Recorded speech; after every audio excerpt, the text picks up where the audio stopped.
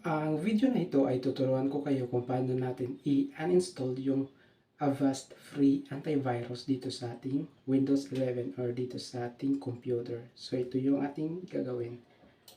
Open lang natin yung ating, yan, once na nandito na tayo sa ating computer, ito yung i-uninstall natin.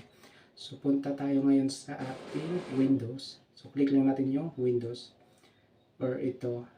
May katabi dito tayo, i-click natin yung Windows katabi sa search bar, Windows, tapos hanapin natin yung Avast Free Antivirus.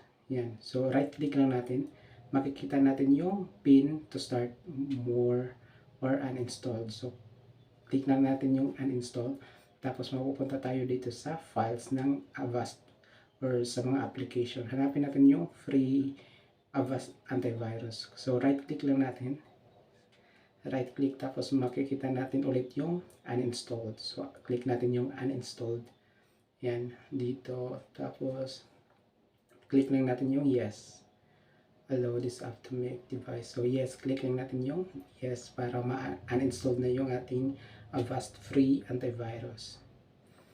So maghantay lang tayo ng countdown.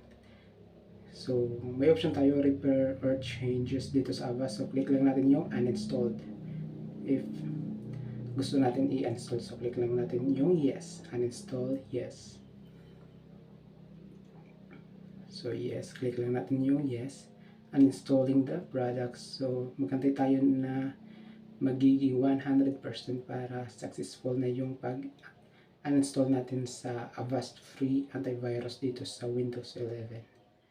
Ayun, so ganun lang kasimple kung paano natin i-uninstall yung Avast Free Antivirus dito sa ating Windows 11.